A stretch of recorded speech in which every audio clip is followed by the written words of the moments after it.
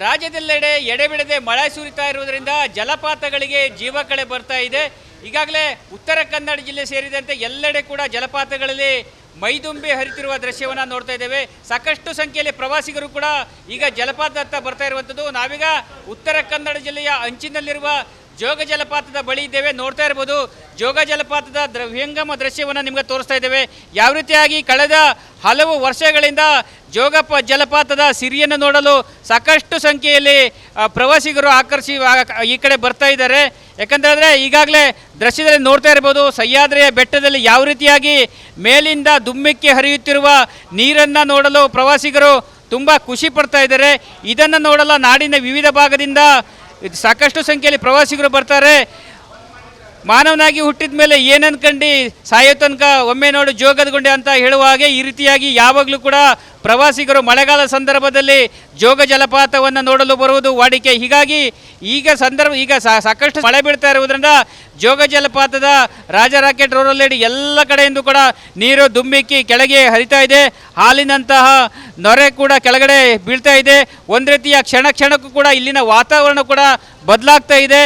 ಸಹ್ಯಾದ್ರಿಯ ಈ ಬೆಟ್ಟ ಈ ಸಂಗಮ ಸ್ಥಳದಲ್ಲಿ ಈ ರೀತಿಯಾಗಿ ಈ ದೃಶ್ಯವನ್ನು ನೋಡಲು ಮನಸ್ಸಿಗೆ ಆನಂದ ಕೂಡ ಆಗ್ತಾ ಇರುವಂಥದ್ದು.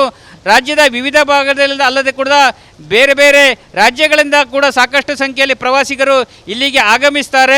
ನೋಡ್ತಾ ಇರ್ಬೋದು ಯಾವ ರೀತಿಯಾಗಿ ಈಗಾಗಲೇ ಲಿಂಗನಮಕ್ಕಿ ಜಲಾಶಯದಲ್ಲೂ ಕೂಡ ನೀರು ಭರ್ತಿಯಾಗಿದ್ದರಿಂದ ಜಲಾಶಯದಿಂದ ನೀರು ಕೂಡ ಹೊರಬಿಡಲಾಗಿದೆ. ಹೀಗಾಗಿ ಜೋಗ ಜಲಪಾತದಲ್ಲಿ ಸಾಕಷ್ಟು ನೀರು ಕೂಡ ಕೆಳಕ್ಕೆ ಹರಿದು ಬರ್ತಾ ಇದೆ. ಹೀಗಾಗಿ ಎಲ್ಲ ಕೂಡ ಒಂದು ರೀತಿಯ ಸುಂದರ ವಾತಾವರಣ ಕೂಡ ನಿರ್ಮಾಣ ಆಗಿರುವಂಥದ್ದು. ಒಂದು ಕಡೆ ನೀರು ಹರಿತಾ ಇದೆ, ಇನ್ನೊಂದು ಕಡೆ ಮಂಜಿನ ವಾತಾವರಣದಲ್ಲೂ ಕೂಡ ಒಂದು ರೀತಿಯ ತುಂಬ ಖುಷಿಯನ್ನು ಕೂಡ ಕೊಡುತ್ತೆ. ಪ್ರವಾಸಿಗರು ಕೂಡ ಕ್ಷಣಕ್ಕೂ ಬದಲಾಗುವ ಇಲ್ಲಿನ ವಾತಾವರಣವನ್ನು ಇಲ್ಲಿನ ಸೌಂದರ್ಯವನ್ನು ಆಸ್ವಾದಿಸಲು ತುಂಬ ಖುಷಿ ಪಡ್ತಾ ಇರೋದು ನೋಡ್ತಾ ಇರ್ಬೋದು. ಕೆಳಭಾಗದಲ್ಲಿ ಸಾಕಷ್ಟು ಸಂಖ್ಯೆಯಲ್ಲಿ ಪ್ರವಾಸಿಗರು ಕೂಡ ನಿಂತು ಜೋಗ ಜಲಪಾತದ ಒಂದು ದೃಶ್ಯವನ್ನು ಕೂಡ ಆಸ್ವಾದಿಸ್ತಾ ಇದ್ದಾರೆ. ಒಟ್ಟಿನಲ್ಲಿ ಜೋಗ ಜಲಪಾತದ ಈ ಒಂದು ನಿಸರ್ಗ ಸೌಂದರ್ಯ ಕಣ್ಣಿಗೆ ಮುದ ನೀಡುವಂತಾದರೆ ಪ್ರವಾಸಿಗರಿಗೆ ಆನಂದವೋ ಆನಂದ. ಒಟ್ಟಿನಲ್ಲಿ ಉತ್ತರ ಕನ್ನಡ ಜಿಲ್ಲೆಯ ಎಲ್ಲ ಅಂದರೆ ಶರಾವತಿಯ ನದಿಗೆ ಈ ಎಲ್ಲ ನೀರು ಕೂಡ ಜಲಪಾತದಿಂದ ದುಮ್ಮಿಕ್ಕಿ ಹರಿಯುವ ನೀರು ಕೂಡ ಸಮುದ್ರ ಸಂಗಮವನ್ನು ಸೇರುತ್ತೆ. ಉತ್ತರ ಕನ್ನಡ ಜಿಲ್ಲೆಯ ಶರಾವತಿ ನದಿ ತೀರ ಪ್ರದೇಶಗಳಲ್ಲೂ ಕೂಡ ಇದೇ ನೀರು ಹರಿದು ಹೋಗುತ್ತೆ. ಮುಂದೆ ಗೇರ್ಸೊಪ್ಪ ಡ್ಯಾಮ್ ಆಗಿರ್ಬೋದು ಅಥವಾ ಶರಾವತಿ ನದಿ ತೀರದಲ್ಲಿ ಕೂಡ ಈ ನೀರು ಹರಿದು ಸಮುದ್ರವನ್ನು ಸೇರ್ತದೆ. ಒಟ್ಟಿನಲ್ಲಿ ಜಲಪಾತಗಳಿಗೆ ಜೀವಕಳೆ ಬಂದಿದ್ದು ಪ್ರವಾಸಿಗರ ಒಂದು ಆನಂದಕ್ಕೆ ಕೂಡ ಕಾರಣವಾಗಿರುವಂಥದ್ದು. ಕ್ಯಾಮ್ರಾ ಪರ್ಸನ್ ಕಿಶನ್ ಗುರು ಜೊತೆ ನಾನು ಶೇಷಗಿರಿ ಮುಂಡಳ್ಳಿ, ರಿಪಬ್ಲಿಕ್ ಕನ್ನಡ, ಕಾರವಾರ.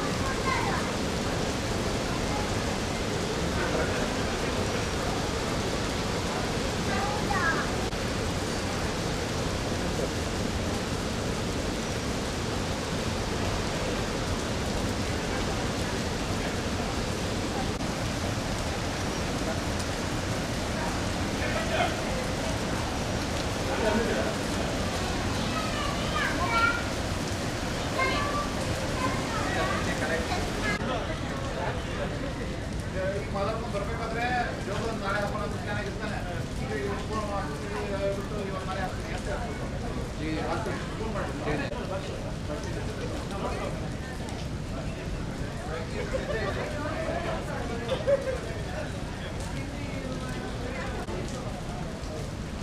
ಅವನು ಕೇವಲ ಮಂಜು ಹೋಗೋದಾ ಬನ್ನಿ ಬನ್ನಿ ಗಾಡಿಯಿಂದ ಎಸ್ಕೊಂಡು